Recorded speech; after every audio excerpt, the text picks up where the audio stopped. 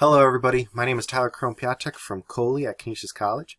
This is part 3 of a 3-part video series on making a web portfolio in Google Sites. If you have not seen the previous videos, please click on the card above, which will send you to a playlist which includes the other videos. In this video, we will add some final touches to customize our website, and then we will publish our website. I'm on the home page. If you have a personal logo, you can click on Add Logo right here. And then you can upload a logo, which will appear in the upper left corner. Or you can upload a favicon. A favicon is this little icon in the upper left of a tab, or in the left-hand side of a tab, rather. So Google Drive has their Google Drive logo right there. Google Sites has their Google Sites logo right there. So if you go to Canisius College, they have their Canisius logo in the left as well. So I don't have a logo that I want to upload right now, or a favicon that I want to upload. So the next thing I can do from this little settings menu right here is I can go to navigation and I can go to mode. And what this will do is this will actually change where our little navigation icon is right here. I can also click on this gear to get back to that navigation settings. So top is where it is right now in the upper right. If I go to side, I get this little hamburger menu, and when I click on that, it pops up from the side. I can also change the color from transparent to white to black. I'll leave mine on transparent for right now, and I'll leave the little hamburger menu because I think it looks a little bit cleaner than everything else. So before I publish my website, I'm going to want to preview my website. So I'll click on preview right here. And you can preview in large screen, tablet,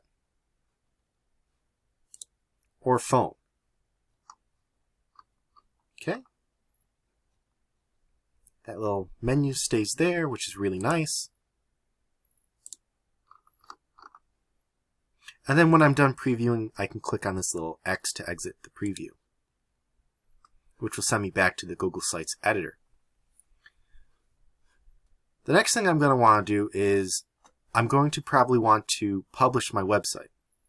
So I can do that by clicking on this publish icon right here. It'll ask me to give it a web address. So this entire thing right here is actually my web address. But I want to give this customizable part of the web address something a little bit more, something that's a little easier.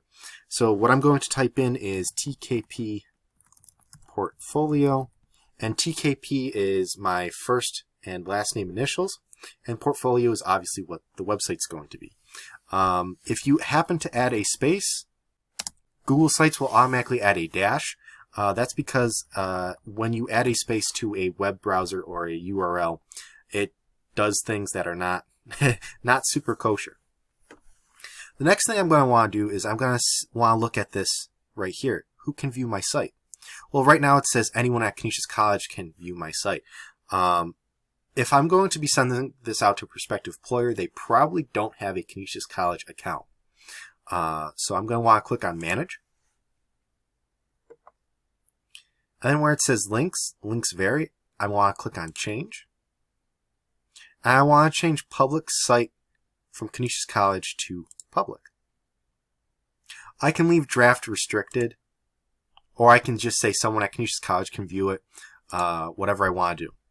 But this is the most important part right here. If this is not public, very few people, if any people, can actually see your website if this is not set to public. And of course, we want them to be set to viewer, and that option is not even an option in this part. So I'll click on Done. I can also change the search settings and request that public search engines do not display my site. This might be important if you display your phone number or personal email address or something like that. You will be less likely to get spam emails and spam phone calls from people saying, hey, I can do up your site a lot better than Google Sites can. I'm going to leave mine public for right now because an employer might want to look up TKP portfolio for some reason instead of just typing in the or copying and pasting in the link. So I'm just going to hit publish for right now. And as you can see, Publish, instead of just being a button that says Publish, now has a little drop down with Publish options. And I can review the Publish settings, review changes, and then Publish. View the published site, which I am going to click on. Or I can unpublish my portfolio website. Let's say I'm doing like maybe a major overhaul and stuff like that. That would be a big reason why I would want to unpublish this website. Or maybe I just have a different website that I want to be my professional portfolio website. So, but I can go back to here. And of course, this menu is open on the left-hand side in the full screen. I can also click on Edit this page, which will send me back to the Google Editor. But I can copy this link right here and send it to people, or I can click on this link right here, which also says Copy Published Site Link. And I can click on Copy Link. Make sure when you click on Copy Link, it says Home. All right? At the end of it, it says Home. Or you're on the home page when you copy the link. If you do not do that, what will happen is that it will be, so let's say I'm on the resume page. Okay?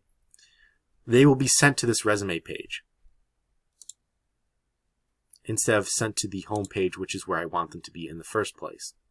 So I'm actually going to change the navigation from side to top because I think that looks a little bit better so that they know exactly where they are. So, and with that, I do need to publish the site again, so I'll click on Publish. It'll say, hey, review changes. This is the draft home page. This is what's currently published. And it'll give you the changes, change navigation mode from side to top. Because of the way this is set up, this is just how the mobile view looks anyway. So I'll hit Publish. And I'll go back to my site preview right here. I'll click Reload. And there you can see my navigation changed. Okay.